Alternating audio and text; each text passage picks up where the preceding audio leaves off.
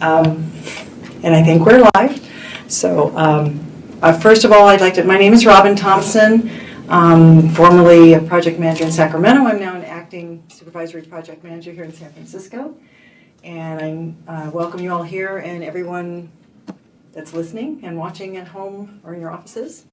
I'd like to first thank my team, Angela and Asha, Janice, Julie, Gary, John, I'm missing somebody, Janice, Julie, Gary, John, Angela, Asha, Susan, and Davin for all their help getting this together today.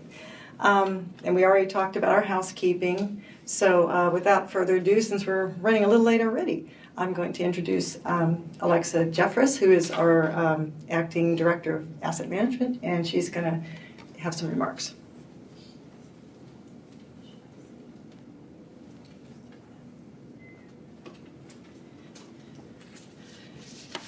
Hi there, good morning everybody. Can you hear me all right? Okay, I'm not the best with microphone placement, so bear with me.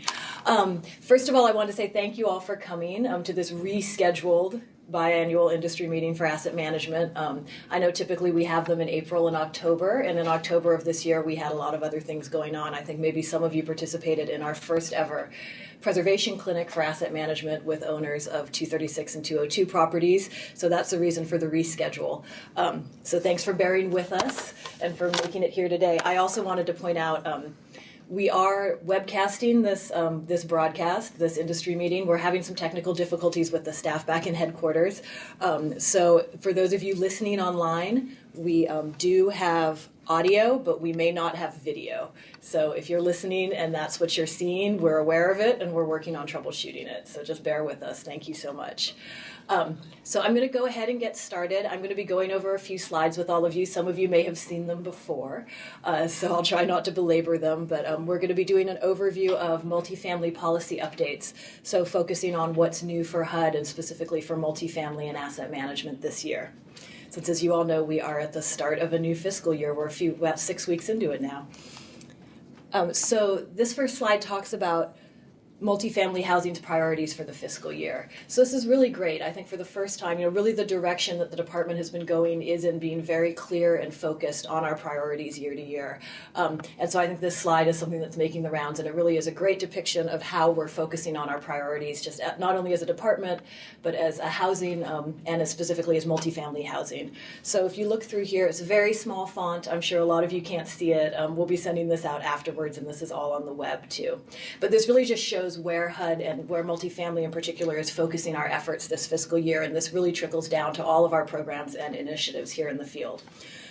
So our focus for 2015-2016 is building a stronger HUD, and if you look down at that, that's the way we work. So really, that's really focused on process improvement, improving how HUD does business, and the biggest portion of that, which I'm going to spend some time talking to all of you about, is our multifamily transformation. The next part is helping families and individuals secure quality housing, and that manifests itself as affordable housing finance, which we look at as targeting our mission priorities through FHA, and rental assistance preservation. So I'm sure, as you all know, preservation of affordable housing is a huge priority for the department and for multifamily in particular. We've had a lot of initiatives and programs the last few years. I mentioned our preservation clinic that we had last month, and there's been a lot of really great guidance coming out of headquarters the last few years that is really focused on facilitating and streamlining the process for preserving our aging affordable housing stock. The next is strengthening all communities in this century of cities, leveling the playing field for Americans from all walks of life, and ending homelessness. So what we're going to talk about today is how that manifests itself in our homeless initiatives and a few different programs and policy initiatives that have come out this year that some of our staff are going to go into more detail about in a minute. And then finally, addressing climate change, and that takes the form of energy and water efficiency. So another one of our project managers, Julie Carter, is going to be talking to you a little later about HUD's new notice on utility allowance, but really there's just a big focus in the department now on energy efficiency, promoting energy efficiency, focusing in on our multifamily programs on how we benchmark and track utility usage at our multifamily properties. So we'll tell you more about that later on. So this is just a different way to look at our policy priorities. This breaks it down, and this will guide you through the next few slides that we're going to be looking at. So again, our first priority is the way we work, and as I mentioned, the biggest piece of that is multifamily for tomorrow. That's a national restructuring that's happening for multifamily. How many of you have heard about multifamily transformation? You heard me or someone else talk about it before. Okay, not too many of you, so we'll go into it a little more detail. This is a national restructuring where we're actually changing the way we do business in all of our multifamily offices across the entire country. So it will be affecting all of us here in San Francisco soon. So Multifamily for Tomorrow, or MFT, also called Multifamily Transformation, because we love acronyms here at HUD, and we use a lot of different acronyms to keep you on your toes. So this has 4 major components. So we mentioned transforming the way we work and then streamlining our structure. Within that, the 4 main pieces are workload sharing, which is for the first time we're going to be able to actually, we've already started doing this, we're going to be moving our workload in multifamily, both in the loan FHA insured mortgage production and also on the asset management servicing of multifamily asset side. So for the first time, we're actually sharing the workload between different HUD offices. So this can be different field offices within the regions or even across the country nationally between regions. So what that does is it allows us to place our resources where they're needed most and to actually, for the first time, even out our workload and start to address efficiency issues in a way that we were never able to before. So the next piece is we're really changing the way we work in both insured production and asset management. In insured production, that means we're moving to a single underwriter model. So whereas before loan applications may have passed through a lot of different hands when they came into our FHA insured production department, now we're taking a risk-based approach. So there'll be a single underwriter that will handle an application through its life cycle, and then other specialists will get involved depending on risk and complexity. Similarly, we're doing something very similar in asset management with our account executive and troubled specialist model. So what that means is, whereas before in the past we all had project managers, I'm sure you all know and love your HUD project managers that you've worked with probably for many years. So the good news is all those wonderful staff, we're hoping most of them will stay with us, but we're switching the model for how we work a little bit. So your project managers are going to become account executives, and then we'll have a new category of project manager or account executive called a troubled asset specialist. And the troubled asset specialist, again, it's a risk-based approach. So as depending on the complexity or the troubled nature of an asset, whether it requires a higher touch, we'll be able to focus those assets for servicing with more senior staff who have expertise and who specialize in handling those types of issues.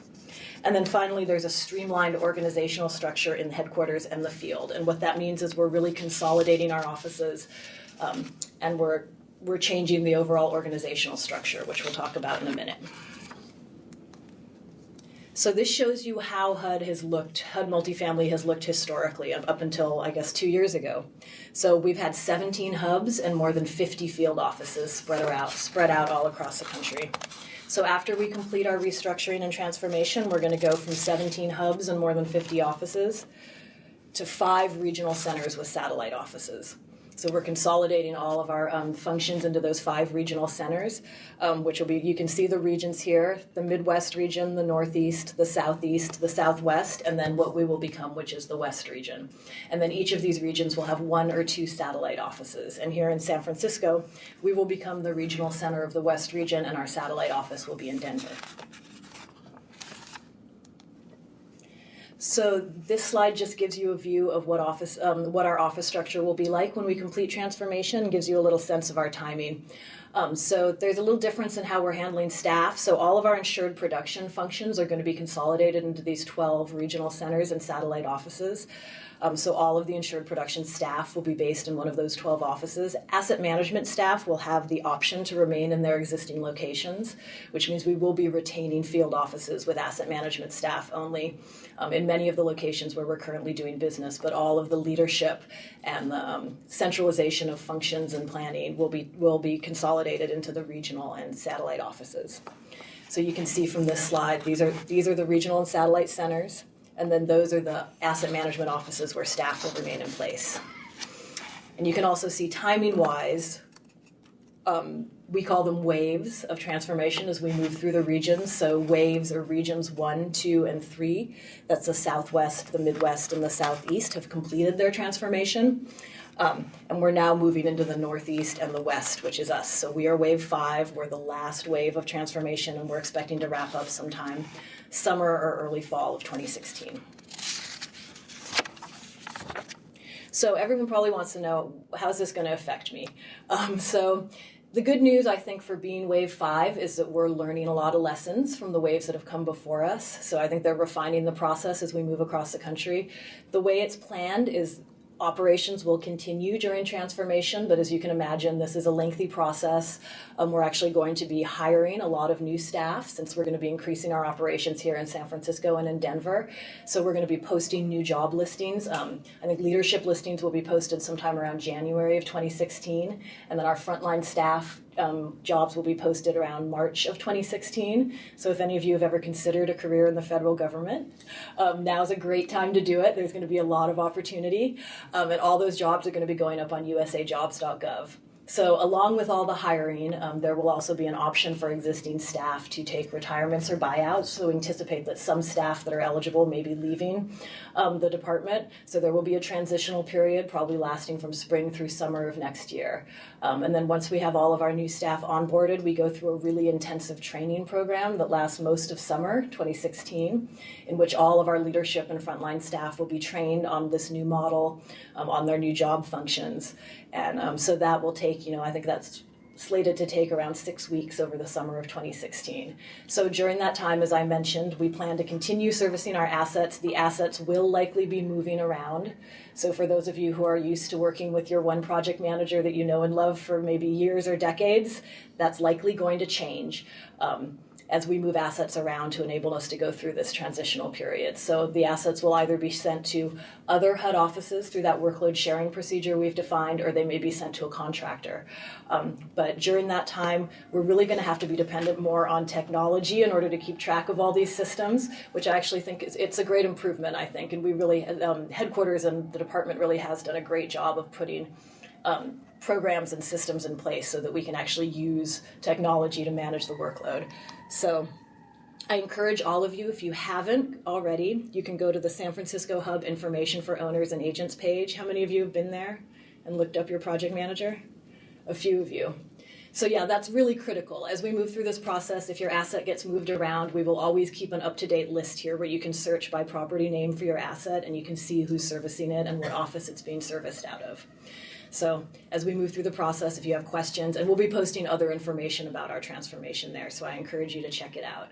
And then just generally, the National Multifamily Transformation website is posted here too. It has all the slides I just went over, and it has a lot of great information about the transformation and timing.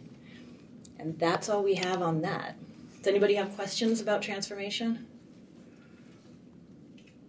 I feel like I need to face this part of the room more. There's people over here I haven't seen. All right.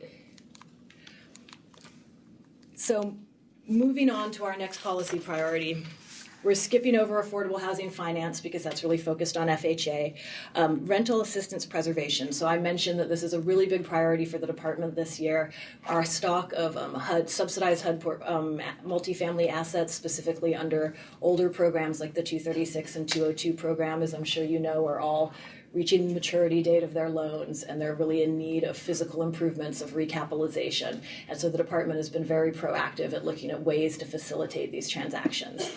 So a notice that came out this last year that's a big priority for the department right now is the 8BB notice, or the Transfer of Project-Based Rental Budget Authority.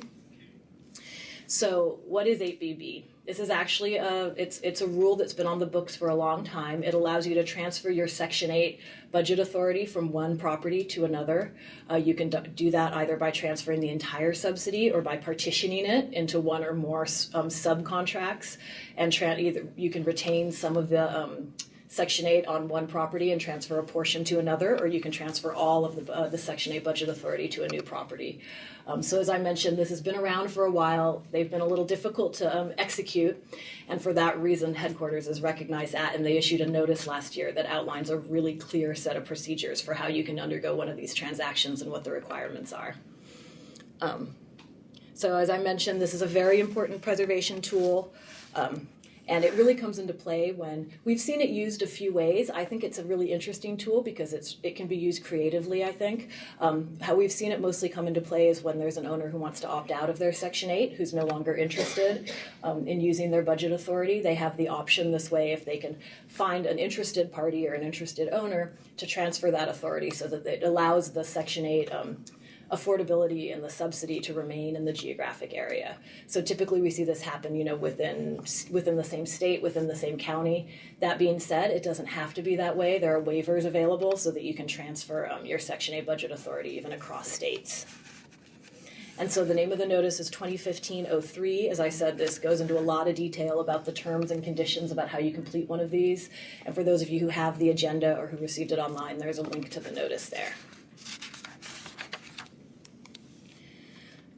The companion piece to Section 8BB is Section 214. Again, this is very similar to 8BB. The key difference is that Section 214 comes into place when there's a HUD regulatory agreement or a use agreement that would need to be transferred along with the subsidy that you're transferring. So the main way this comes into play is like PRACs, for example. So you wouldn't be able to transfer a PRAC under Section 8BB because you would have to transfer the regulatory agreement along with it, but under 214, that's the mechanism you would use for transferring budget authority under a PRAC. And there hasn't been a notice out yet, but it's forthcoming very, very soon. So there's going to be a notice that comes out about Section 214 transfers. That's right, Gwen? Has the notice come out yet? Not yet. Soon. Okay. And if you want additional information, again, you can access this online and we send it out, or you can get a copy of it after this presentation. But that's the notice on 8BB, and then that's a link to the rule for 214, and the notice is forthcoming. And then finally, I mentioned that we are doing a better job of putting all our information online. So if you have one of these older properties, you're interested in preservation, this is a great website that HUD headquarters has put together.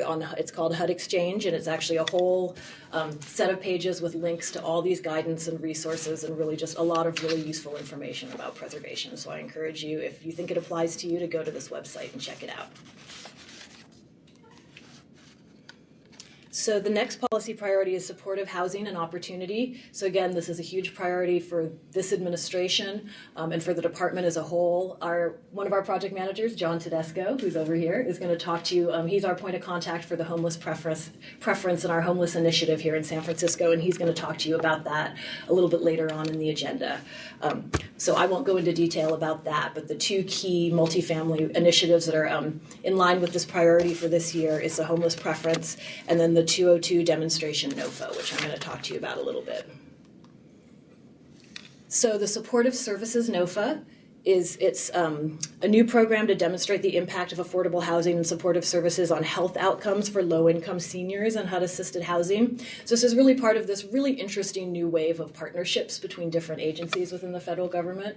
And in this case, this is a partnership between HUD and Health and Human Services, or HHS, to really look at outcomes for seniors that are aging in place in HUD-assisted property. And the purpose of the NOFA is to provide some funding in order to look more closely at these outcomes. So the demonstration will fund an enhanced service coordinator and a wellness nurse. So that's the new piece. How many of you work at properties where you have service coordinators? A lot of you, great. So I think HUD has seen really the tremendous impact that these programs can have and just the real benefit to seniors in our assisted properties. So the 202 Supportive Services NOFA is going to take that a step further by having wellness nurses in place with supportive service coordinators at certain properties, and then to really study the outcomes of having that added level of service. So it says, the service coordinator and the wellness nurse will work together to meet residents' needs, and they'll provide preventative health services and education and act as a liaison. So this together will be an enhanced services package. So again, this is forthcoming. It's coming out. If you have questions or you want to learn more about it, you can go to HUD's website or on grants.gov, and there's a contact person here in headquarters. It's Alicia Anderson, and you can email her directly if you have questions about the program. Finally, we're going to talk about energy efficiency. So I mentioned that, this is a huge priority, again, for this administration and for the department as a whole in 2015, 2016, and HUD has implemented a number of programs to encourage and support energy efficiency in our multifamily properties. And Julie Carter is going to talk to you about that a little bit later, so I won't go into a lot of detail. But just at a high level, these are some of the energy efficiency programs that the department has put in place this year. So in 2013 and 2014, we implemented the Better Buildings Challenge for the multifamily sector. Do we have any Better Buildings Challenge partners here? One. Great. So that's wonderful, and if you're curious about it, you think it might apply to you, again, I encourage you to look it up. This past year, we put in place our Property Assessed Clean Energy Program, or PACE, which is a special type of financing for California multifamily properties. Again, it's a way to implement energy efficiency improvements at a multifamily property, and then there are financial incentives offered for those, so I encourage you to look that up too. Also this past year, our new guidance on the utility allowance methodology came out, which is what Julie's going to be going into a lot of detail with you about. You've always been required to do your utility allowance analysis at your properties. What's different about the notice that came out this year is it's really seeking to give clear, standardized, consistent national guidelines for how to conduct that analysis, which I think is really not something we've had before. And as you'll see, moving through this next year or so, consistency across the entire country, across the entire department is really the goal of all this transforming we're doing right now. So this is just another way to implement our energy efficiency improvements in a consistent, standardized way. And then finally, also this year, there's broad technical assistance available. So there's a solar energy website you can access. There's something called Water Wednesdays with the EPA, which if you don't know what it is, I encourage you to look it up, Google it. It's on the EPA's website. It's actually a great series of broadcasts, informational webcasts every Wednesday that the EPA is putting out in partnership with HUD to talk about how to improve water and energy efficiency at multifamily properties. And again, Julie's going to talk about all of that a little bit more in her presentation. So those are all the main policy updates. I have a couple more, but before I move on, does anybody have any questions about any of that? Okay. So a few other just quick things. And one of these maybe I shouldn't talk about right now because I don't know if we have video yet. Do we have video yet? Oh, we have video. Okay, good. Hi. If anyone can see me. We're on TV. Okay. So the first one is there was a proposed rule put out on increasing improving the 25-30 previous participation process. It came out earlier this year. So how many of you have had to complete and submit a HUD 25-30? How many of you found that process painful or difficult? Yeah. We've got our own staff voting here. So the good news is that HUD has heard you. We're aware of it. And earlier this year, the department came out with a proposed rule for 25-30s that is really meant to just streamline and simplify the entire process. So there's a great team working on it, and I think it really is an improvement over how we've done things in the past. So the comment period ended. The proposed rule came out in August, and we took comments through October. We received a lot of great comments, including a lot from this region, so thank you, anyone who participated. And really the goal of the new rule is just to replace the 25-30 clearance process in its entirety. So there will be a whole new streamlined process that I think we'll all be happier with. If you want to look at the proposed rule, it's online here. As I said, the comment period has closed, but they're working on the final rule now, so stay tuned for that. And they've actually provided some great trainings too for the public that headquarters has started putting on. So if you had a chance to attend the last one, great. If not, we'll keep you all informed when the next one comes up. And then finally, which I can say proudly since we have video, Region 9 is now online. So we've really, really been working hard to, as we expand our region, as you can see from the slide on transformation, we're going from really 4 to 6 states. We've been 4 states historically, Northern California, Arizona, Nevada, and Hawaii. We added Idaho and Alaska last year. So our geographic range is getting very broad, and post-transformation, we're going to be 14 states. So as our region grows, as the number of stakeholders and industry partners we work with grows, we're really trying to be proactive and think of ways to get the information you need to you quickly and efficiently and cost effectively. And so as part of that initiative, we're working very hard to get all of our materials and our trainings and our industry meetings broadcast online. So with the tireless efforts of Davin Lal, who's someone we hired recently, thank you, Davin, we have been putting a lot of these trainings, actually all of our trainings and industry meetings have been webcast. So they're webcast live online, and then afterwards they're archived and they're saved on a YouTube channel. There's a HUD YouTube channel. Can you believe it? I think we have like a few hundred views of our last industry meeting, which for HUD is pretty cool, I think. So this is a sample of one of the links. We also had a great budget-based rent increase training with Kahi, our PBCA here, Charles, our very own Charles Young from Kahi, and Robin Thompson did a great budget-based rent increase training that Barry Kammer from AMA helped with too, actually earlier this summer. So that is archived and available on the HUD YouTube channel. It's open to the public. Here's the link.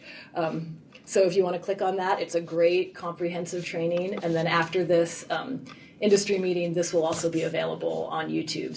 So folks who weren't able to attend in person can log in and watch it that way. And that's all I have. Does anybody have questions about any of that? All right, thank you so much, everyone.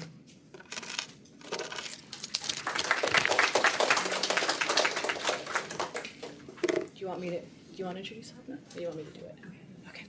All right, I'm going to do the honors. So now I'd like to introduce Sapna Talati. She's a Presidential Management Fellow who started with our office last year in 2014, and she's going to be talking to you about the recent changes to the Section 8 Renewal Policy Guidebook. So here's Sapna.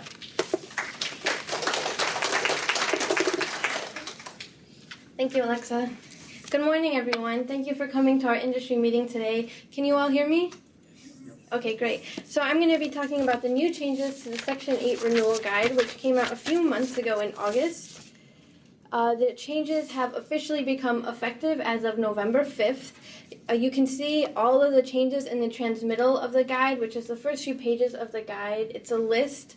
All in all, there were about 100 changes. That doesn't mean there were 100 policy changes. A lot of the changes were clarifications and textual changes, so rules from the old guide are more clearly written in the new guide.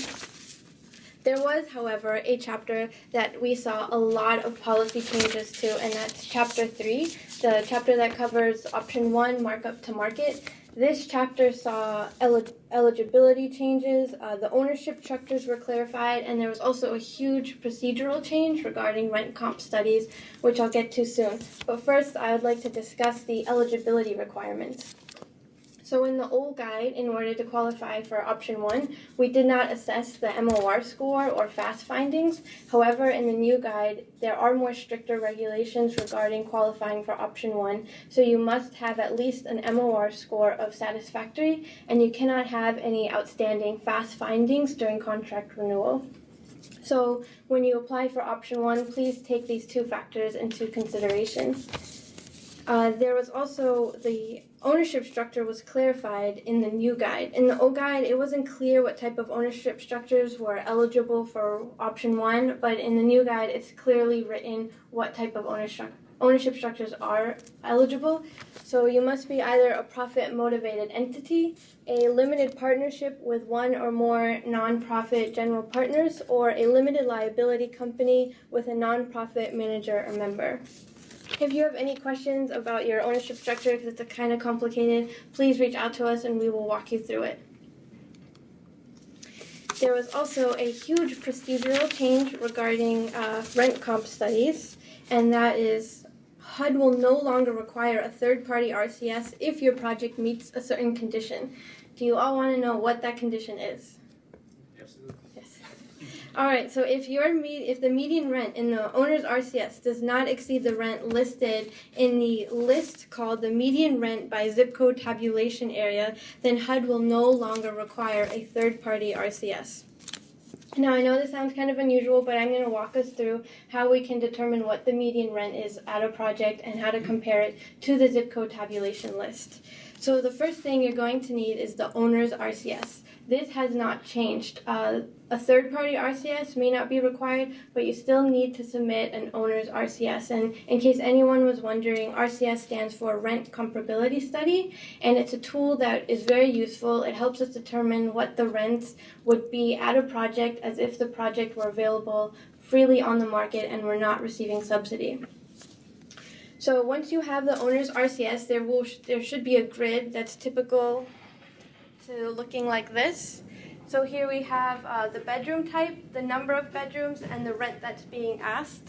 So I have 3 1-bedrooms, 4 2-bedrooms, and 2 3-bedrooms, which is a total of 9 units at this project. So if you laid out all of the units by lowest rent to highest rent and picked the number that was directly in the middle, that's your median. So in this example, if I laid out all 9 units, the middle number is 5. There's 4 numbers before it, there's 4 numbers after it. 5 is the median.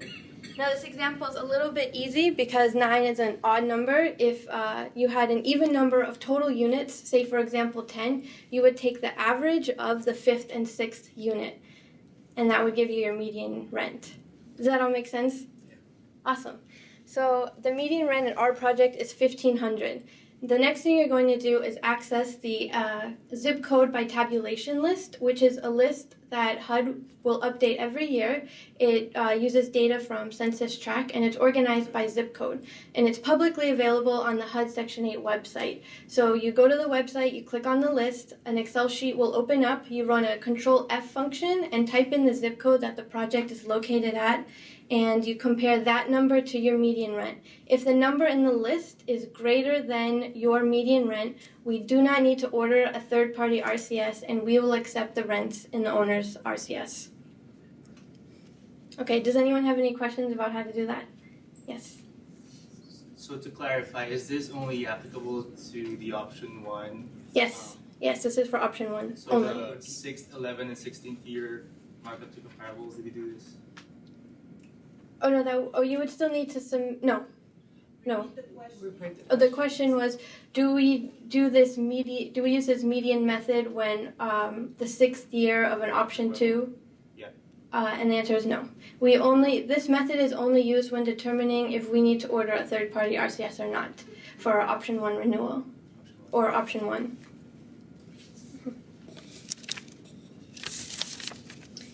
All right, there were a few other changes to Chapter 3, and that is the map appraisal RCS can be used in lieu of the third-party RCS. And what this means is if your project is renewing under option 1 and is getting FHA insurance, and the median rent in the owner's RCS is higher than the median rent in the zip code tabulation list, then we do not need to order a third-party RCS. We can use the map appraisal RCS. And the next major change involves bullet points 2 and 4, and what these points are saying is if you renew under option 1 and want to terminate, say, during year 2 or 3, and renew again using option 1 because you feel like you can get higher rents because the market has gone up, we will allow you to do that, but you will still need to order a new RCS. You will still need to submit a new owner's RCS. So you can terminate early, but you still need to submit a new RCS. And the new guide also defined what recent means when it comes to tax credits and qualifying for option 1B. In the old guide, it just said recent. In the new guide, it defines recent as within the last 5 years. All right, enough with Chapter 3. There were also a huge change regarding utility allowances, and that is with every contract renewal, a utility allowance analysis must be submitted. And not only does the utility analyses have to be submitted with every contract renewal, it must be made in accordance with the notice that came out earlier this year, Notice 2015-04, which has a different methodology than we used before. It involves a greater sample size. Julie Carter, my colleague, is going to give a presentation shortly after mine about how to do these, so please stick around for that. And we recognize that the utility analyses are a lot of work, and we are requesting them at an increased frequency. But here at HUD, we're trying to really push for water and energy conservation. And in order to meet these goals, these utility analyses are very important. So we appreciate you taking the time to do these and submit them. The next chapter that we saw a lot of changes was Chapter 15. This is the chapter that deals with the capital repairs program and the transfer program. And in the old guide, it discussed preservation efforts for projects owned by nonprofits. However, in the new guide, it opens up those ownership requirements to allow certain for-profit ownership structures to participate in this chapter without requiring a waiver. So there was language added to this chapter that clearly describes what types of for-profit ownership structures can participate in Chapter 15. So if you're wondering if your project qualifies, please read the section in Chapter 15 which lists out what type of ownership structures would qualify. There's also language added in this chapter which states that post-rehab rents can become effective at closing before the sub-rehab work is complete if your lender requires full debt servicing at closing. So this was something we did allow before, but you needed a waiver, and now in the new guide you no longer require a waiver. There was also language which added which states that the cap on rents as a result of a use restriction, such as a tax credit rent limit, can be removed if the project participates in Chapter 15 and renews under markup to market. And there was also another huge change regarding environmental reviews. So if you participate in the capital repairs program, you now need to submit an environmental review. There's information in Chapter 15 of what this entails, and this is because HUD wants to make sure that the sub-rehab work doesn't have any negative environmental implications or have any negative impact on socioeconomic conditions in that area, and the environmental review will help us address that. And finally, if a project has multiple contracts, they must be combined into a single contract in order to participate in Chapter 15. And here are just some other major and general clarifications in the new guide. Non-MARA contracts can be terminated early in order to renew under one of the Section 8 options. Before a pre-MARA or non-MARA contract had to complete their whole term, but now we will allow them to terminate early in order to renew under one of the Section 8 renewal options. Debt service may be included in the budget under an Option 4 renewal. Under Option 5, owners may request to extend the use agreement to complete preservation transactions. And another big change is that contract administrators can now process contract renewals with terms up to 5 years without HUD approval. So this is our way of trying to make things more efficient for you all. Okay, I know that was a lot of information. Are you all ready for your pop quiz? I'm just kidding. So if you have any questions or comments or feedback on the guide, please send it to this email address. This email address it belongs to headquarters, and they're really trying to create a guide that is very easy to use and comprehensive. So if you have ideas about how to make it better, please send it to this email address. Headquarters really is reviewing it regularly. That's it for me. Does anyone have any questions? Yes, Danny. Yeah. Could you repeat the section where it says that the post-rehab rents can start At closing? Yeah. So that doesn't apply to all transactions. It applies to the question was regarding getting post-rehab rents at closing, and that's a feature of participating in the capital repairs program. And if you have a lender that requires full debt servicing at closing, we will allow the post-rehab rents to kick in at closing instead of after the work is complete. Otherwise, it would be a two-step rent increase. Yeah. That's a big change. Yeah, it is written in the new guide now. You no longer need a waiver to do that. All right. Any other questions? So, can you clarify the nonprofits? So when you're a nonprofit, are you eligible for option 1, A or B? So the question was, Alexa and Gwen, can nonprofits qualify for option 1?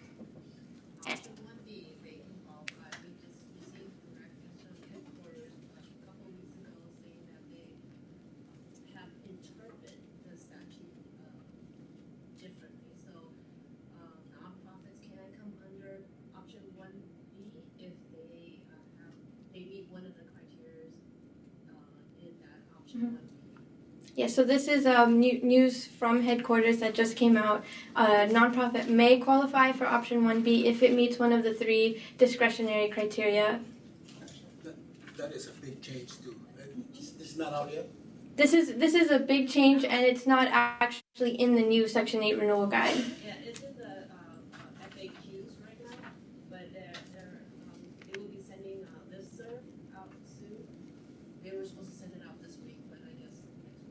Sky, you listening in? We need to discuss that a little bit more. Yeah, this is a big change for everyone, and we will be in touch with you all when we have more clear guidance from headquarters. Do I have any other questions? All right, I'm going to go on to the next presentation.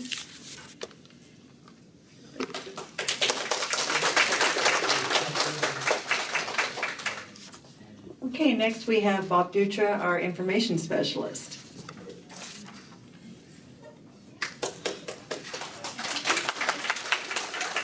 Thanks, Robin. Thank you all. Good morning. I was asked to give you a update on system updates. Well, I went on to the PRAC's internet homepage, and the last announcement there is posted January 8th, 2015, saying the HUD experienced a major interruption in service last night. That's the last thing posted, so I guess no news is good news. I'm assuming PRAC's is up since then. I don't know. I went on the EIV homepage, and there was a system version 10.0.0.0 released September 27th, in which they got rid of 3 inactive buttons on EIV, so I guess that's progress too. I was asked to give a quick little comment about our management plan goal on homelessness. I think John Tedesco will give you a fuller talk about it. But it's important to us. We have a goal that 2% of all move-ins this year should be for the homeless. And the only way we can tell from that is on the 5-9. So we're relying on your properties when you do intake to be sure to ask the applicant or the new tenant what their previous housing code was. According to the Yellow Book, there were 2 different codes. There's Code 2, which is for 202C, which it says without housing, and the new code for homeless is, I think it's Code 5, lacking a fixed nighttime residence. Well, anyway, headquarters did a query of all the move-ins for the month of October, and surprising to me, most of them were 2s, which is 202C. And we couldn't get credit for them. So if anyone understands why we have so many Code 2s for a move-in that happened last month, please let me know. Barry, would you happen to know? If you know, after the meeting, please get a hold of me, because we have all those homeless move-ins that we couldn't get credit for. I don't understand why those 2s are still showing up if it was for 202C. Anyway, John will go into that more. I was asked specifically, though, to talk about voucher reviews. So this presentation, you want to bring it up, Davin? You have my PowerPoint? But you just have to look at the camera. Just the camera's there. I do it myself? Yeah. Wow. No, wrong one. No. That's yours. Especially if I had to find the PowerPoint. It's only for people who have properties that are administered by HUD. So if yours, you can't find it? Oh. Well, unfortunately, Bob Bowden talked me into putting it into my little thumb drive. So can I just plug it in? Excuse me, folks.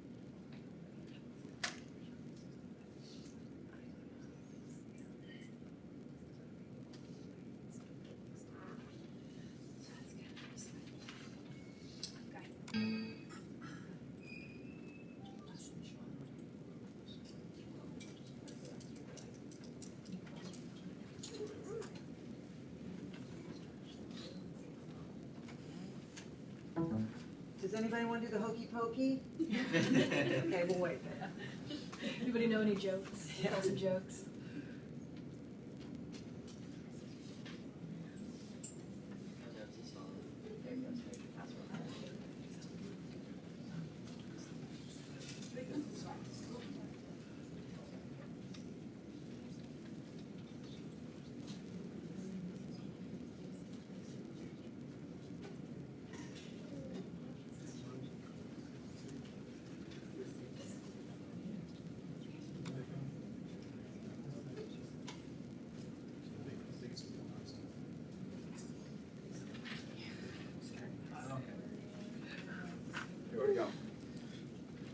remind me to thank Bob Bowden when I get back. Just tell me next slide.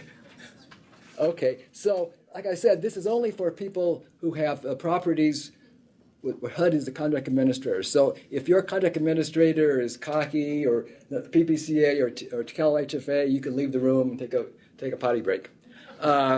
So it's really PRACs, like RAD contracts, or the few Section 8 contracts, which HUD is the contract administrator for.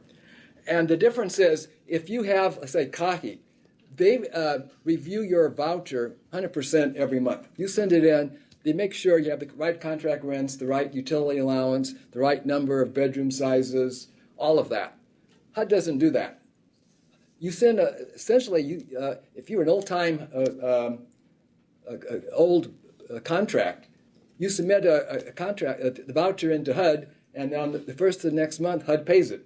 It's very limited edits. We edit to make sure the contract is effective. It hasn't terminated.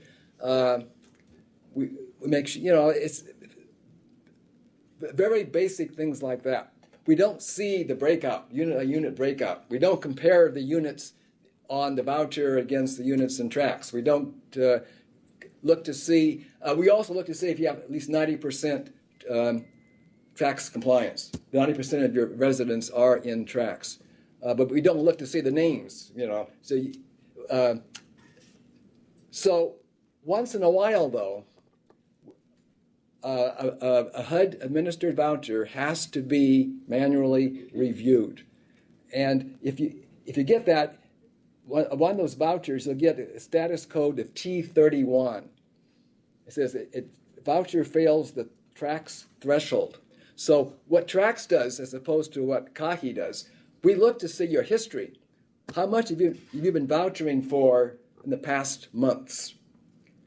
If your current voucher is in line with that, we go ahead and pay the voucher, assuming you have 90% tracks compliance.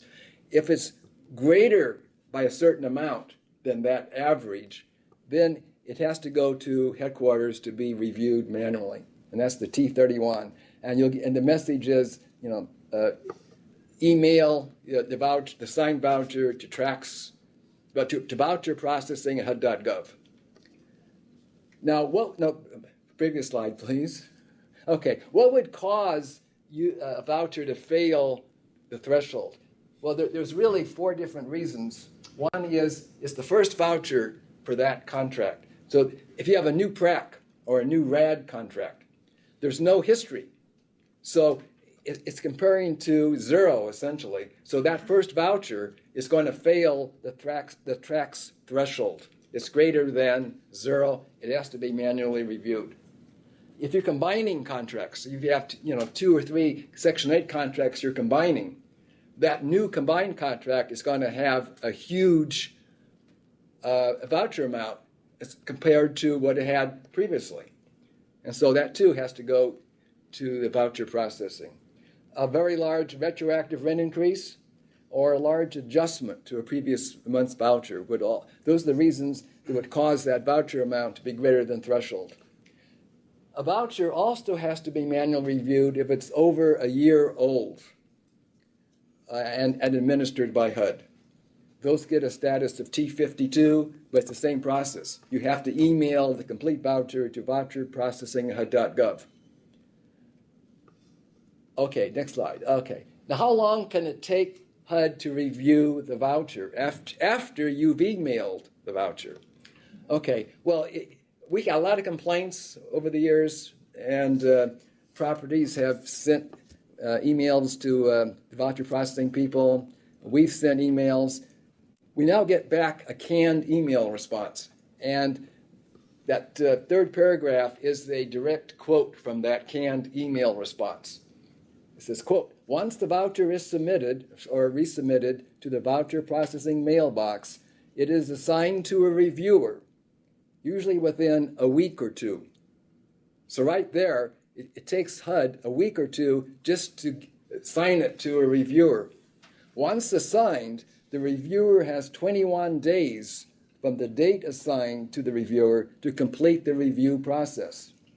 The reviewer then submits the manual review to an approver, If there are no errors or findings, the voucher will be accepted for payment.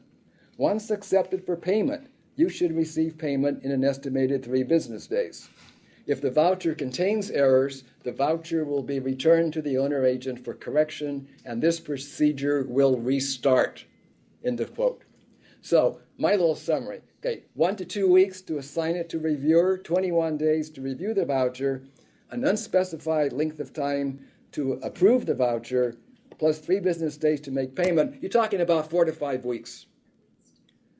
So, starting from the date you email the signed voucher to HUD, not from the date you transmitted the voucher to TRACS. So, 4 to 5 weeks is normal.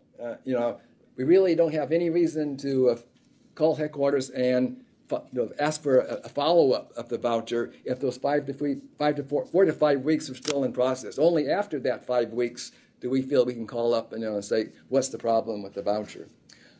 Okay, if the voucher, the last thing at the bottom, if it contains errors and a return for correction, its status changes to, I can't read it, T30. That means voucher canceled by reviewer, and the entire process has to start all over again. I hope all of you have access to TRACS on secure systems. You can go in, when you transmit a voucher, you could see the status the voucher gets. If you want to see that P10 means it's on the way to payment. P00 means it's sent to the Treasury. What you don't want to see is one of those T31s, because you're going to have to wait 4 to 5 weeks to get paid. Okay, so the last thing.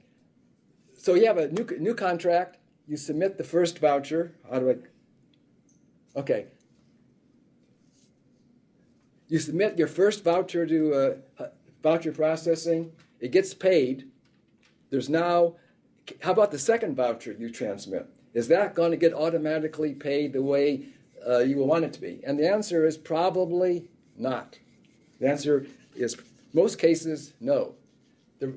Most cases, the second and following vouchers will probably still get that T31, voucher failed TRACS threshold edit, and have to be emailed to the voucher processing for that same 4 to 5 week review.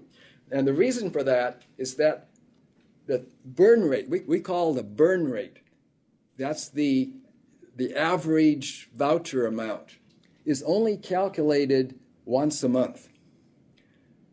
So if you just happen to get your first voucher approved by the voucher processor, the day before that, then maybe the second voucher you transmit will just go right in and bypass that. But chances are, it's not. You're not that lucky. It's like roulette. It's only have 1 day of the month to do it, and that 1 day of the month, I've been told, is the last Friday of the month. Now that can change, depending upon how busy the computer is that day. So I can't really guarantee it, but hopefully it's the last Friday of the month. But here again, you can't control when the voucher processing center approves your voucher. It could be the day after that Friday, in which case you have to wait a whole month. It could be, a week before, maybe, you don't know.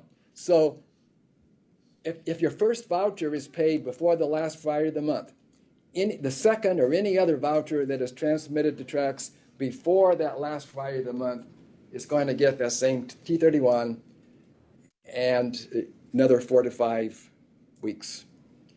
And if you are very unlucky, you have some of our PRACs don't transmit vouchers for months or even years after they have initial occupancy. And so even though that voucher comes in and has the voucher amount, they're still a year old. So you got 2 things going against you now. You don't have that first Friday thing, and you also it's over a year old. You're going to have a whole lot of vouchers going there, and it's 4 to 5 weeks. And the more you send like that, the more backlog they get, and it could be even longer. I don't know. Okay, any questions about that? Be thankful you have Kaki for a project administrator. Yes, sir.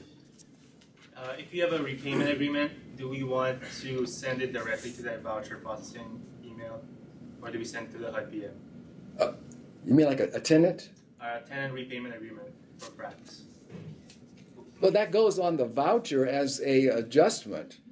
Right. Do we want to send the signed repayment agreement on that voucher processing email? Oh, I don't think so. No, it's the listing of the tenants for that month. Who is giving a subsidy for that? Your software program should take care of that for you. Right. Right. I'm talking about the actual repayment agreement. If HUD reviews that for PRACs. Not to my knowledge, no. Okay. We want to see the tenants, the unit numbers, and the contract rent and utility allowance, stuff like that. Okay. That's what we're reviewing. Danny, we're out of time. Oh, no. Can you just repeat the question so people on the webcast can hear? Okay. Well, the question was, do you have to submit a copy of the repayment agreement when a voucher goes to the voucher processing center? And I've never heard of that. I mean, your software program will produce the file that you email. Right. You don't have to scan anything extra just to send to the voucher processing center. Right. Okay. Hope I'm right about that. Barry, you shaking your head? Okay, yes. Danny? I want to add something to what he said. Can I? Yeah. I just want to give you a little insight of how the vouchers are reviewed and processed by the PBCAs. We got 4 PBCAs within the hub, including KAHI. I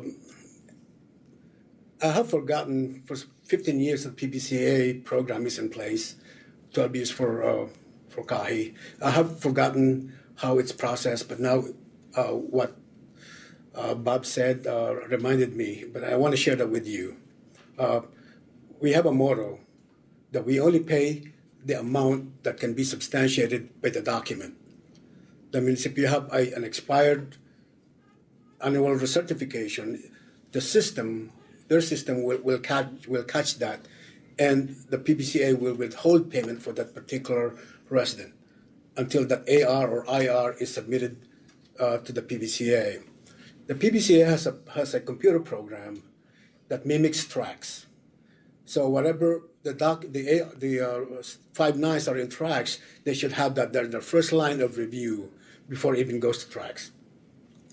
So the voucher person in the PBCA and your voucher person will need to communicate because if they are withholding a payment because of a missing AR or they have not complied with the 9% rule for the voucher to get paid, that's the opportunity for your voucher person and the PBC's voucher person to communicate and try very hard in order to pay the full voucher amount. Other than that, the money that's being withheld will have to be reconciled to the following month. So, and how do I know that the system, the PBCA system works? I perform an annual compliance review of the PBCAs. I'm the contract administrator. So normally at the end of the year, I will conduct an annual compliance review. I will ask the PBCA to submit the voucher for a particular month within the review period. And I will review the voucher, whether there's a reconciliation, there's a withholding of payment for unsubstantiated request from the owner. And I also check some at random the 5 nines of those residents. I don't check them all. If we have 200 units, I can only maybe check 5 or 10, and then compare that with the amount or with the information in tracks. That's how I'm able to say within confidence that the system that we have originated 15, 20 years ago still remains intact and reliable. So we are still consistent and maintaining our motto, which is we only pay the amount that can be substantiated with the documentation. Thank you.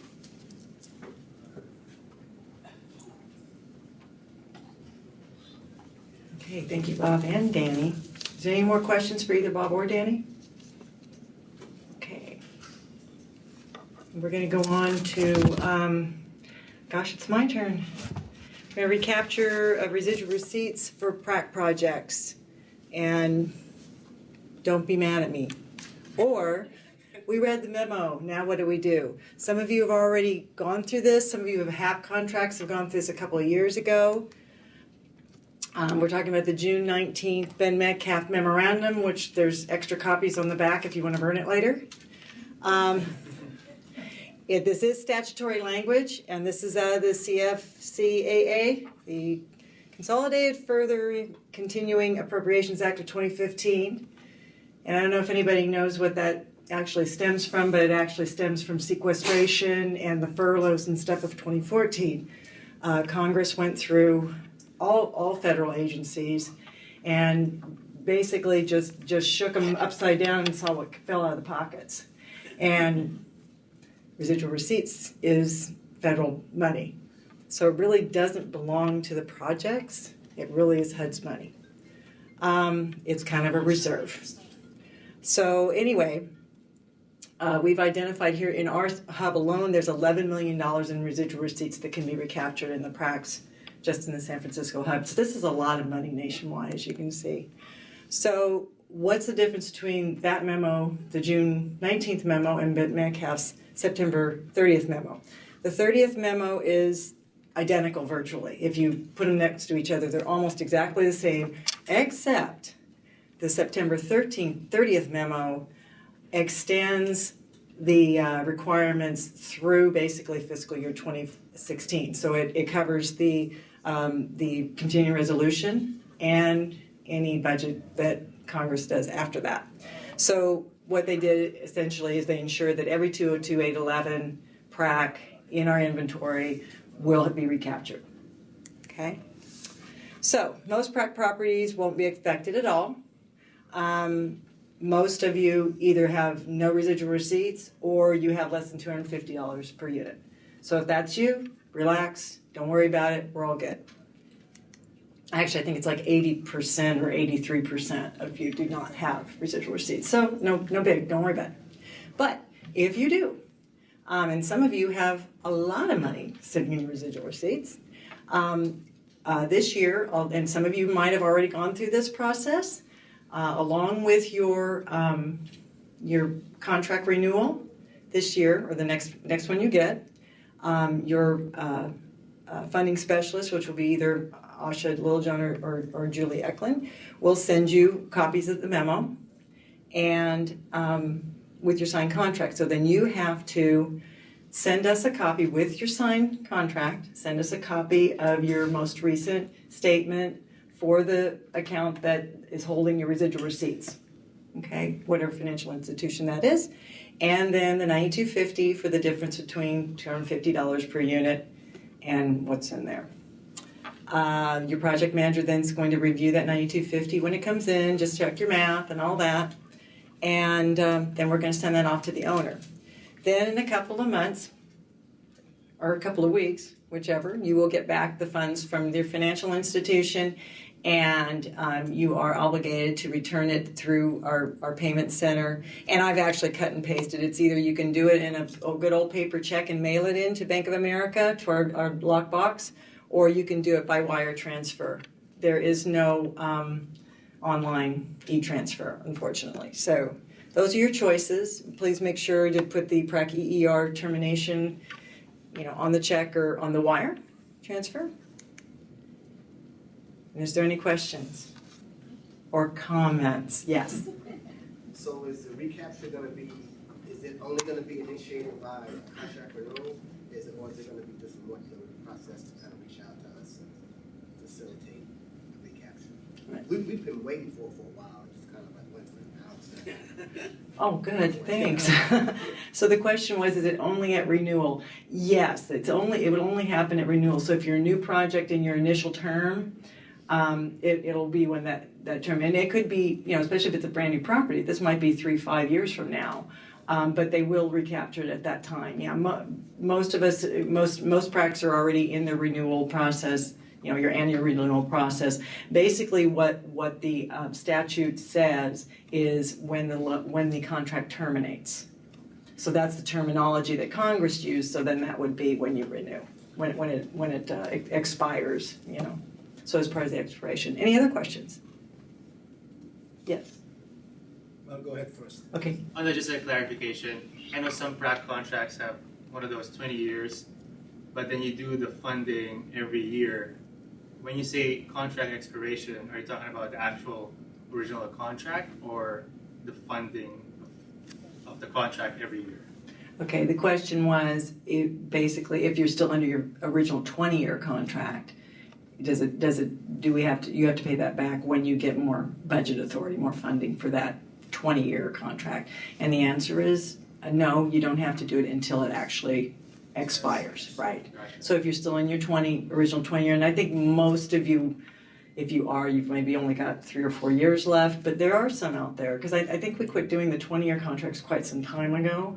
Most of them are 3 to 5 years now. But anyway, if you are still within your 20 years, you know, it will stay there.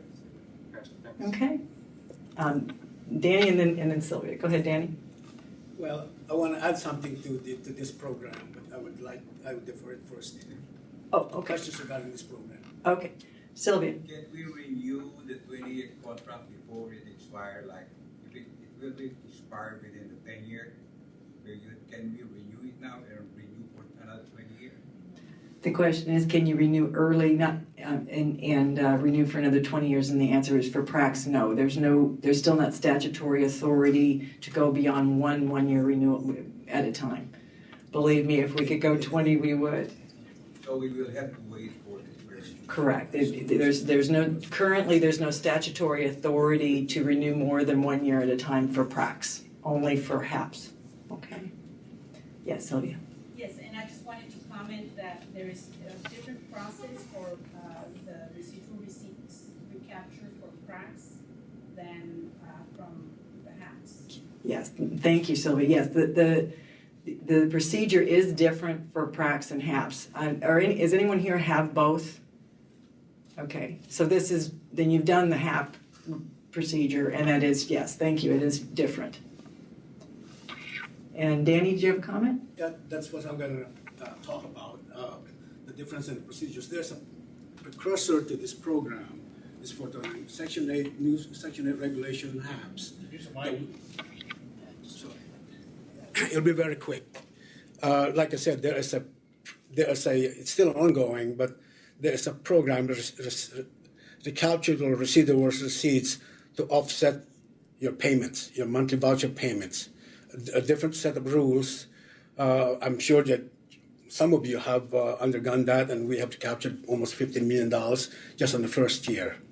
For those who have a HAP that are under the new regulation Section 8, that was originally awarded towards the end of '79 and early 1980. You fall under that category, and we have been recapturing those funds. But it's not based on the expiration of the HAP contract or the contract. It's based on when you submit your new annual financial statements, and then we will ask you to declare whether you have any subsequent deposits to the residual receipts, which it doesn't end, we will recapture. That's what I want to share. And I don't have any reason to believe, by the way, dovetailing on what Danny said, that this won't also be an ongoing procedure for PRACs as well. So once you're in your annual renewal loop, which would be for the life of the PRAC for the foreseeable future, if there was residual receipts beyond the $250, then you would remit those as needed. Yes? There hasn't been because we have 202s that are PRACs and 202s that are PRACs. Mm-hmm. So the 202s traditionally got recaptured on an annual basis, but it's been a few years since we've had any recaptures on our properties. Now, I guess the question is that going to get going again, or how does that work? For the 202 HAPs to 228s, we call them, the old ones, yes.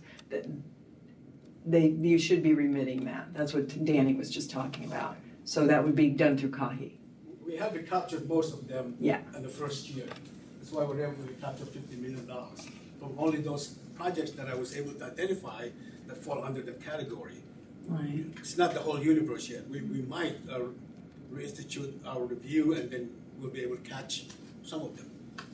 And even if you haven't been, the question was perhaps do you still have to continue to do it? Perhaps, yeah. You are obligated if you know, even if HUD hasn't approached you about it, you should be, sending in the 9250 with your renewal. And if you have over $250 a unit, okay. Yeah. Sure. So actually, we are going through this process right now, and we need to, come up with a list of items that we want to spend on by the end of the month.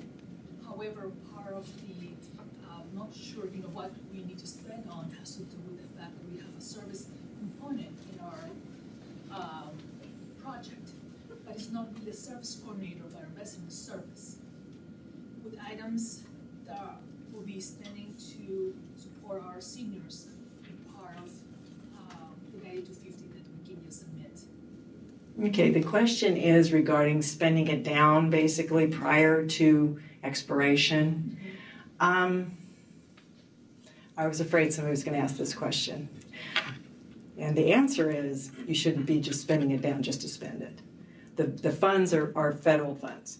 All PRACs and 202 HAPs for that matter, because they're not bound to rent comp study, it's budget driven. If you don't need the money to run it, because that money could have been sitting there for 4, 5, 6, 10 years, right?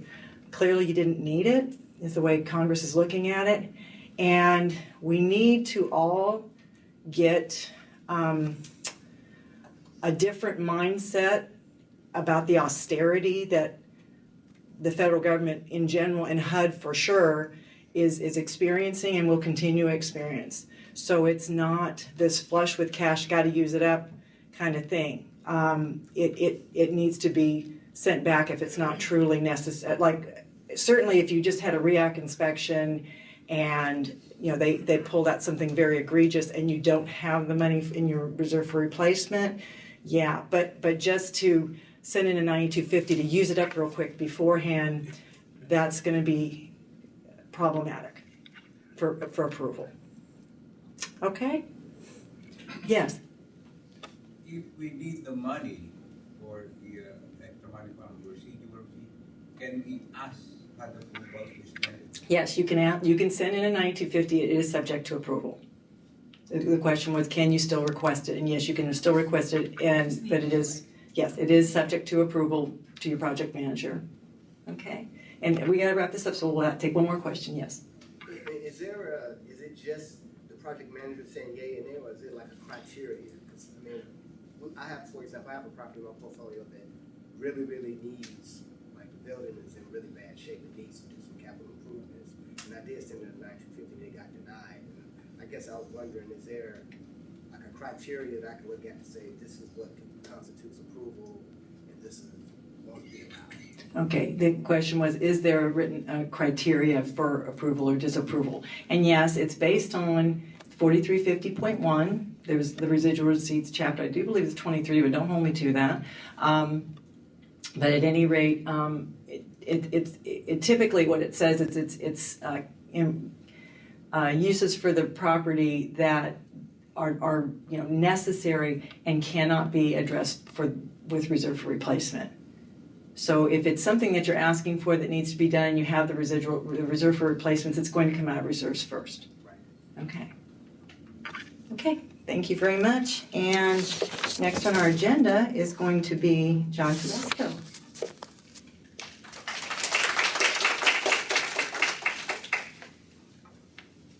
Thank you, Robin. Good morning, everyone.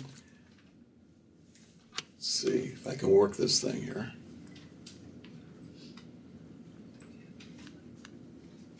Which is this? I think it's this one here. Oh, that's right. That's the trouble. You give a guy 3 or 4 remotes, he's going to get confused. On the right. On the right? Okay. I think that's the right one. Maybe yes, it's the other one. Oh, sorry. It's not any of these. Oh, well, let's moving on. There we go. Oh, terrific. Okay, so thank you. Just say next slide. Next slide. All right. Well, actually, I won't have to. This is the only one. Oh, that's all right. Okay, so for the next few minutes, I'm going to be talking about the homeless preference and assisted housing and something new, and we're still digesting, the guidance for use of arrest records in housing decisions. If you're like me and you've been around assisted housing for quite a while, the issue of preferences is a bit of a sticky wicket, a third rail. It's usually relegated to the Title 24 in a very small chapter. But that all changed in 2009 with the passage of what they call the Homeless Emergency Assistance and Rapid Transition Act of 2009. And from that, it brought HUD an updated definition of homelessness, not only to multifamily, but all to its programs. And from that, we have initiatives from the White House to address the issue of homelessness. Now, the 2013-21 was issued to encourage owners to, it's completely voluntary, to open up their waiting list to the formerly homeless. It's important to remember that preferences do not change an owner's right to adopt and enforce tenant screening criteria. And when looking at your waiting list, and you do have a homeless preference, all applicants, including those on the waiting list, must be informed about available preferences, because they must be given the opportunity to show that they qualify for that preference. And what's important to remember, preferences do not make anyone eligible who is not otherwise eligible. So if you have a 202 elderly, if you've got a homeless preference, that formerly homeless person has to be elderly. It does take some work. It may mean amending your, will mean amending your tenant selection plan, and based upon the extent of your outreach for the homeless, it may mean changing your affirmative fair housing marketing plan. It's interesting, when I was doing some research on this, I found at least 3 official definitions of homelessness in the U.S. government. One by HUD, one by the Department of Education, and one by Health and Human Services.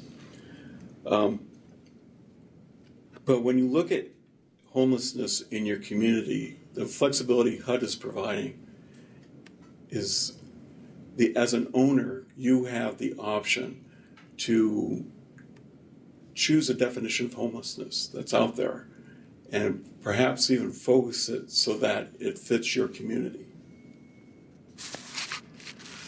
You got to remember that the definition to be used cannot exclude any protected classes like families with children. And I think what's really key here is that HUD is asking you to partner with service organizations that provide services to the homeless, going so far as to sitting down with them and entering into some sort of memorandum of understanding that in providing services that they might also provide referral services for you. A couple of other things. When you look at the filling of your vacancies, as an owner, the rotation of selections is up to you. You can decide to do one out of the next 2 or out of the next 3. There's no prescribing ratio from the department. So I encourage you to take a look at the HUD Notice 2013-21, and if you have any questions,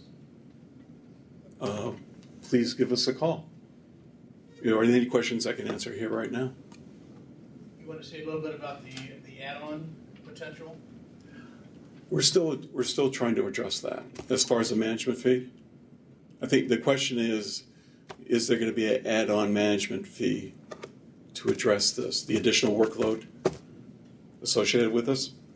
I think we're still trying to address that. Yeah, it seems likely that it will be. So I think we're just ironing out the details. But yeah, I think it's an option that we're working on. Yes, ma'am. Um, Robin's my supervisor, so she's good.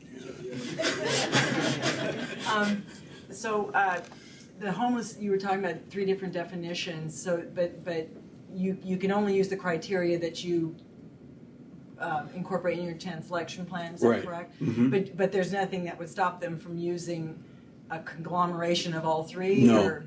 That's what I like about this notice. It's very flexible. Of course, it's going to require prior HUD approval, and what I'm working on now is the actual checklist for project managers to look at to address requests like this. But there is flexibility there as to what your definition of homelessness is and what areas you want to reach out to. Yes, sir. We've looked at a policy and we're considering it, and a thought that came up is how can we require a referral from an agency instead of somebody just Yeah, you claiming can. they are. So You that- can. because we want the support of housing, the support Right. of that organization after Mhm. that. The question is, can you as an owner require a referral from a specific agency or okay. Yeah, well, right now we have 2 properties, one in Fresno, one in Clovis, that have this preference rule in place. And both have something of a memorandum of understanding with 1 or more referral agencies. Because I think it's key it's key that, if someone comes into your community and says they qualify for a preference and they don't have proof, you can refer them back to that one agency for something that they can issue and come back to you and say, yes, I am homeless.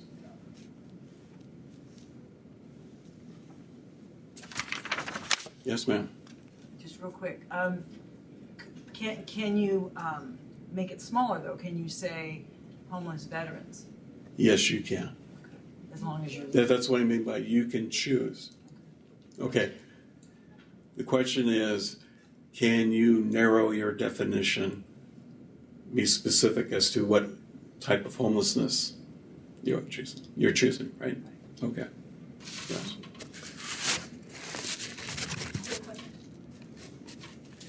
Yes, ma'am. When you add a preference for homeless, do you need to get FHO approval before you adopt? Well, that is part of the process, yes. Okay. Okay, all future questions, you got to come up here, you got to speak into the mic. No, the question is, does your request for a preference require FHEO approval? And yes, it does. What we've done up to this point is that we've streamlined the process in working in partnership with Fair Housing and making this possible. So it's like a team effort. So once a request comes in and I can go to my particular contact, they know what's coming down and what we're trying to do. Okay? Any other questions? Okay, this notice came as a bit of a surprise to me last week, but that's okay. Life is full of surprises. But this notice, 2015-10, criminal screening, arrest versus conviction. The purpose of the notice is to inform owners and agents of federally assisted housing that an applicant's arrest record must not be the sole basis for rejecting an applicant.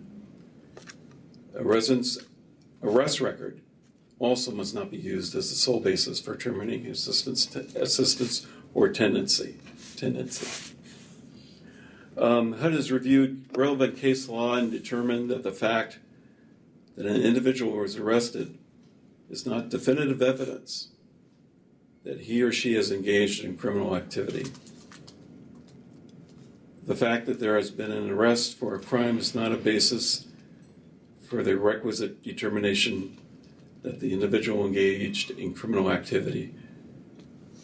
which might warrant denial of admission, termination of assistance, or eviction.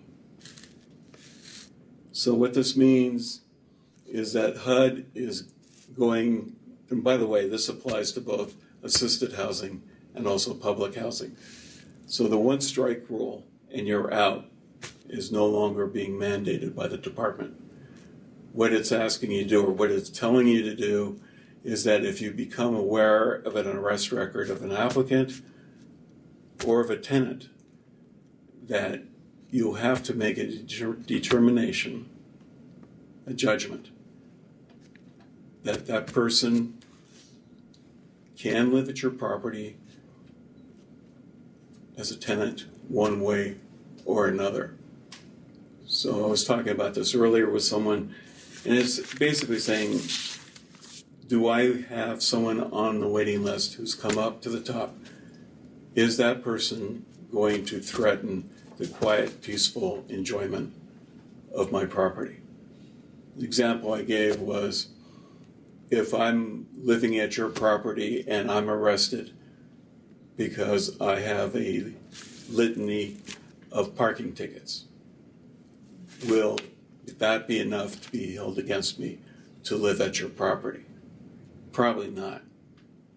But if you're dealing with someone with a history of violence, someone who is considered threatening, that's something else. But again, you have to go to your tenant selection plans. Anything concerning the one strike rule will have to be amended.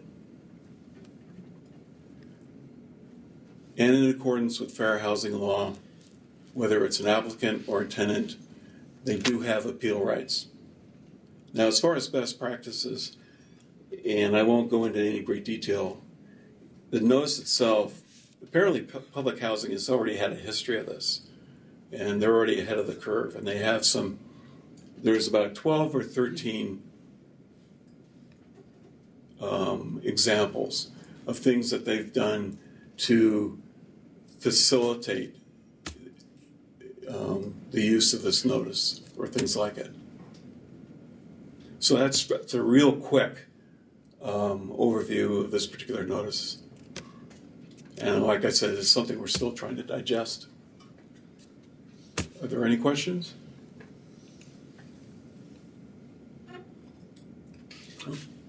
Oh, yeah. Just a distinction between arrest record and felony conviction. Yeah, okay.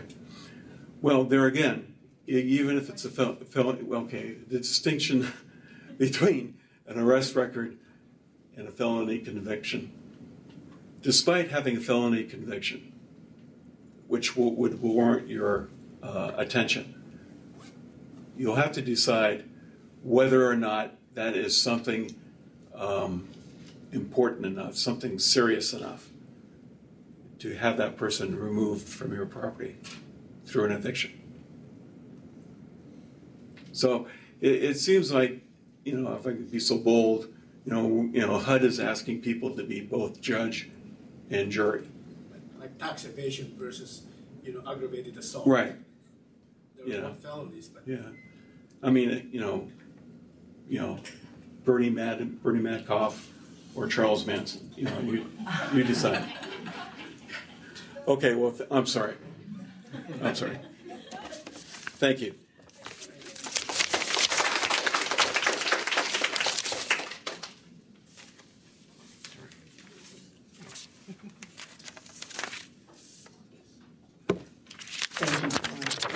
And next we have Julie Carter, who is going to talk to us about RAD.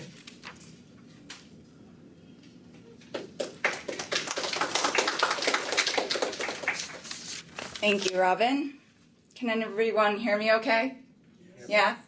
Okay. Has anyone in the room been involved with a RAD conversion? Great. I am just going to do an overview of RAD and update you on the goals and current mechanics of the program. In large, I invite you to think about how public housing authorities and property owners can potentially use this tool in the future. It is a demonstration. As such, Your feedback from the field is very important. So what is RAD? RAD takes public housing and HUD subsidized housing participating in 3 of our legacy programs and converts the funding or the vouchers attached to those properties into project-based Section 8 assistance, thus providing an opportunity to invest billions into properties at risk of being lost from the nation's affordable housing inventory. Before talking about the goals of RAD, I want to highlight the issues that RAD addresses. Primarily for public housing, there is a huge capital needs backlog. We're talking about in excess of $25.6 billion across the portfolio. Thus, also, programmatic restraints are unreliable and inhibit access to private debt and equity capital. This essentially makes public housing lose 10,000 net units per year. On the HUD subsidized properties side, those properties participating in 3 legacy programs, the Rent Supplement Program, the Rental Assistance Payment Program, and the Moderate Rehabilitation Program, they can't renew their contracts, and they're much in need of a 20-year preservation HAP contract. So now that you know the problems, let's look at RAD's goals. The first goal of RAD is to preserve affordable rental housing. What does this mean? As I said before, converting the funding and vouchers into project-based Section 8 assistance. The second goal is to promote efficiency within and among HUD programs. RAD does this by factoring in tenant input into the conversion. They also provide housing choice vouchers after a year or 2 years, depending on the contract, for the tenants to move from the property, but the project-based assistance stays with the property. And also they provide energy incentives to property owners engaged in RAD conversions. The third goal is to build strong and stable communities. The way they do this is when they convert properties, they make sure that if the assistance is transferred, it's transferred to an area that's not an area of concentrated poverty. So I'd like to touch on the mechanics of RAD. There are 2 components. The first component is in regards to public housing. Public housing is eligible to apply for a RAD conversion under component 1, but it is highly competitive. There's a 185 unit cap. 185,000 unit cap, And the way the funding is transferred is you take the operating fund and the capital fund attached to the Public Housing Authority, and you convert it over into a housing assistance payment contract. Under the second component, private entities that are involved with properties engaged in those 3 legacy programs I mentioned earlier, Rent Sup, RAP, and Moderate Rehab, can essentially apply under a non-competitive element, and there's no unit cap.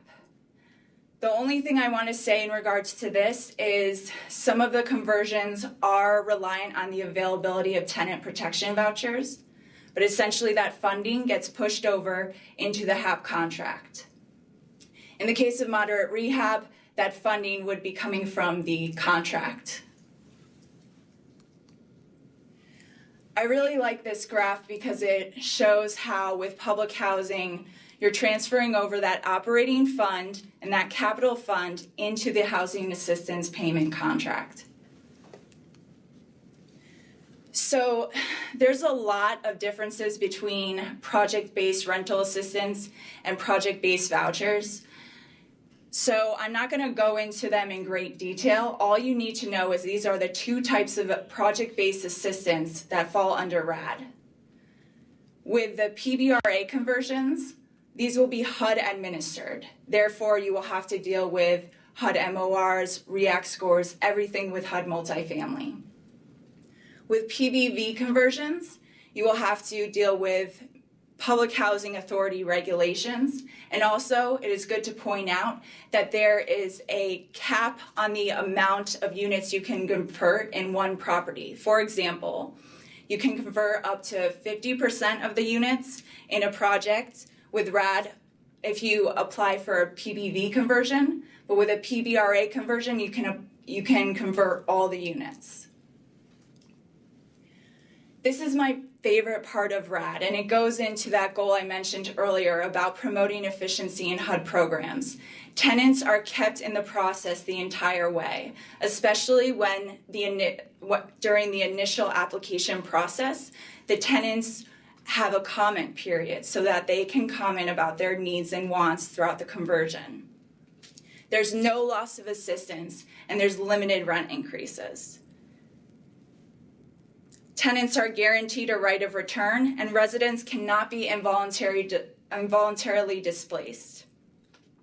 Tenants are provided temporary relocation to equal or better housing when the RAD deal requires demolition and rebuilding of existing affordable housing.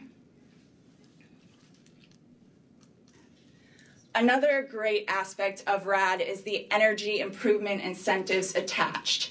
Say you are applying for a PBRA contract, we actually allow you to transfer 75% of your utility allowance decrease to contract rent.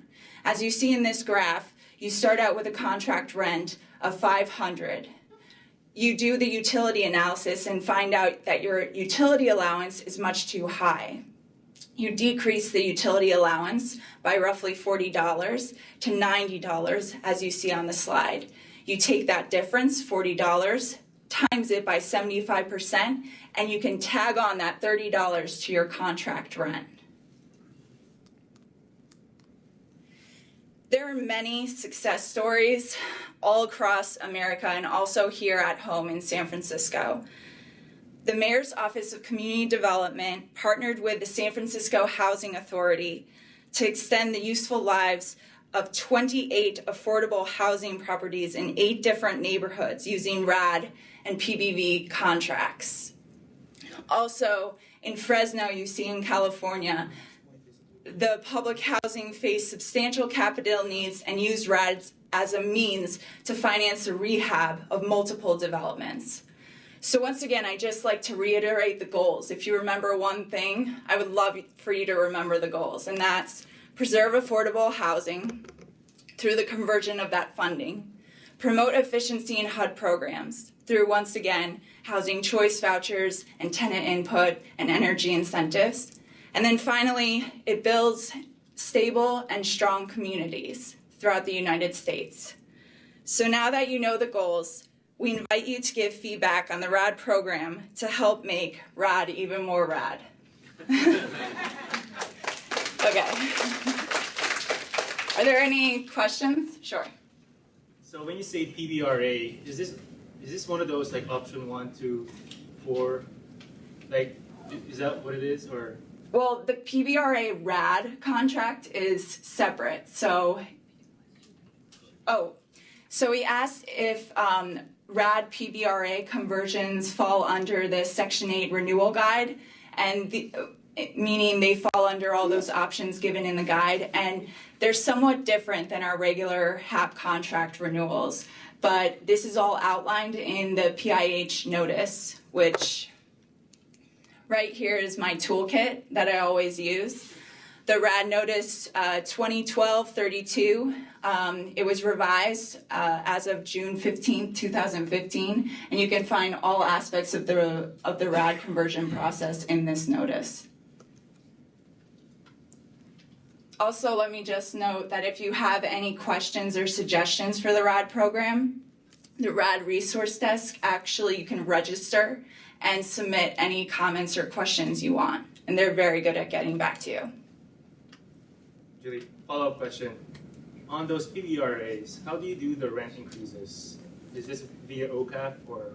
some other type of increases? Yes, one of the bonuses to the so how do you do rent increases with the PBRA RAD contract? Actually, you're eligible for OCAF increases every year under RAD. Okay. Thanks. Any more questions? Yes. So tagging on to him, if you're in the OCAF system, would there be a 6-year RCS requested and then a potential markup to comp? Yes, RCS is, they're outlined,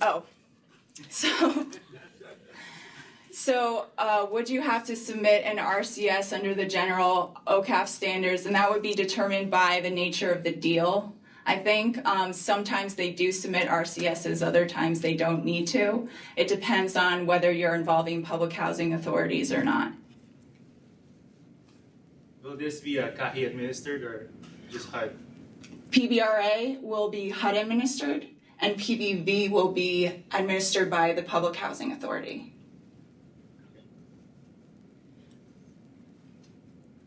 Any other questions? Okay, now I'm going to change my hat and talk about the new methodology for completing a multifamily utility analysis, which I'm sure you all know about by now, especially if you've had to submit a new utility analysis under the notice. We are aligning with the President's Better Building Challenge goal to reduce energy consumption by 20% over 10 years across the entire housing portfolio. And this new notice is essentially streamlining the methodology in order to make energy and water conservation a priority for all multifamily properties. So what's the problem? The Office of Multifamily Housing spends over $6 billion in utility allowances at HUD subsidized properties a year.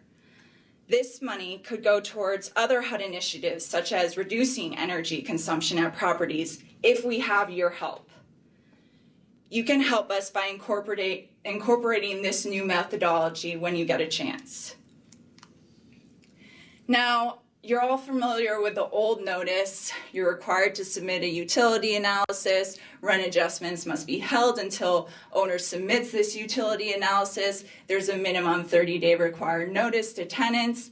And the utility allowance must be increased mid-year when change in utility rates result in an increase to the utility allowance of 10% or more. So what is new with this new methodology?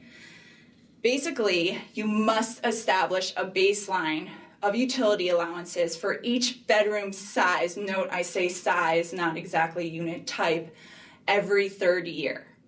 For the 2 years following this, you can have the option to perform a factor-based utility analysis. And the utility adjustment factor basically helps you complete this analysis. And this is determined by state-specific average retail prices for electricity, natural gas, water, and oil or propane. Then finally, the baseline utility analysis uses required sample size methodology detailed in the notice. And on top of these 3 things, I will also talk about 2 ways in which the new notice develops upon the implementation of the initial June memorandum. So I like to break things down into steps to just simplify them. So step 1, when you want to implement the new methodology, request utility information for, at a minimum, the number of units determined by the sample size methodology. Once again, sample each bedroom size, even when unit sizes vary. And as you see in this graph, say you have 15 units, 14 are subsidized, you'll take those 14 units and you will build the analysis off of those 14 subsidized units. Unsubsidized units are not kept in the sample. Also, you need to note that in the case that a unit is receiving increased utility allowance due to a reasonable accommodation, we see this a lot in our senior properties, then you can remove that unit from the sample. Also, if a unit has been vacant for 2 or more months, meaning units included in the sample should have at least 10 months of occupancy. If it has 9 months of occupancy, you can leave it out. And finally, if the unit is receiving a flat utility rate, you can leave that unit out of the sample as well. So this brings us to step 2. You have your sample. Now determine the average utility cost for each bedroom size. And please do not remove highest or lowest utility cost households. Now I'm going to go into how the methodology develops upon that initial 2011 memorandum, and especially with the 10% increase in all utilities. They define it a little bit further by saying how you can submit for this utility allowance increase request. And you must submit either utility bills from the month prior to the utility rate change or the first month and the first month after the utility rate change, or you can always submit verification of the increase from your utility provider. And I just want to note, say your electricity bill goes up, but the rest of the utilities stay the same, and you're still below that 10% window, I need to note that it's a cumulative increase of 10%, not just in one specific utility. Also, in the new notice, it talks about phased-in utility allowance decreases. And basically, if the decrease exceeds 15% of the most recent utility allowance, and, not or, but and, the decrease is equal to $10 or more, then the decrease must be phased in. The owner implements the 15% decrease in the first year and then the remainder of the decrease the following year. If the decrease is less than $10, the owner implements the full decrease and you don't need to phase in. So this is just an example I like to use.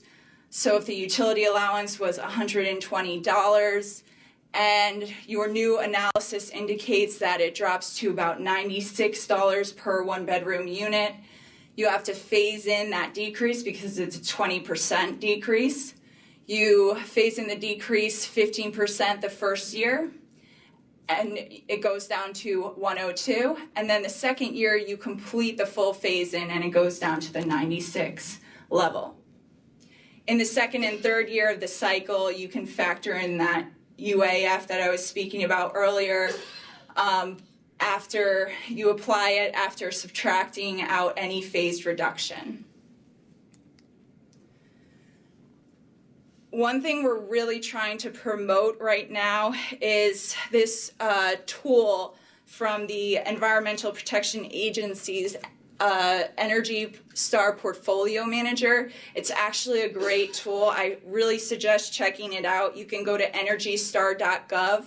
Basically, it's a no-cost, secure online resource which enables owners and agents to benchmark, track, manage energy and water consumption at both property and portfolio manager. On top of this, you may use it to identify underperforming buildings, set investment priorities, and monitor and verify efficiency improvements. So you probably want to know, are you required to implement the notice right now? Well, it depends on your contract anniversary date. If your contract anniversary date is within 180 days of the publication of the notice, you can use your existing methodology or the new methodology. However, if your contract anniversary date is 180 days after the publication of the notice, you must use the new methodology. And one important thing I want to stress is we are ready to support you in both management add-on fees and also the release from your reserve for replacement account.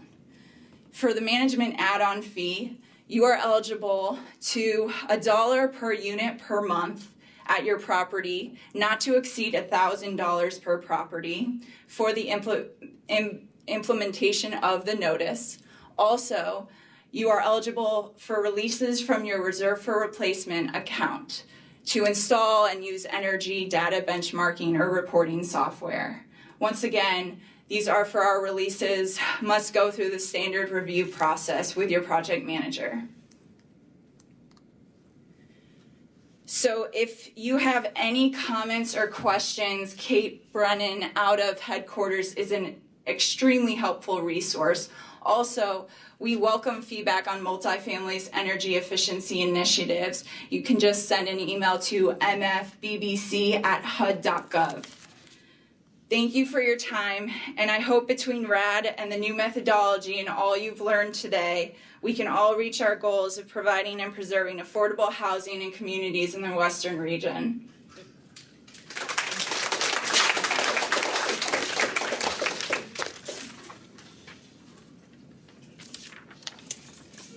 And that concludes our program, unless we have any other questions. No, I want to take an opportunity real quick to thank again my team. You can't imagine, I mean, our presenters, but then again, Angela and Asha and Susan and Janice and Gary and Davin have been running around like the last week and a half to make this work, and it did, and yay, thank you guys so much. Yeah, they're just amazing.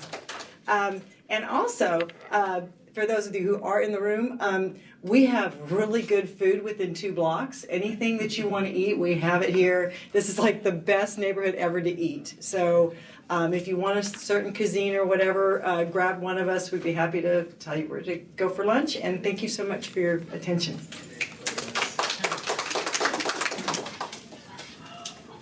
So that's good to know.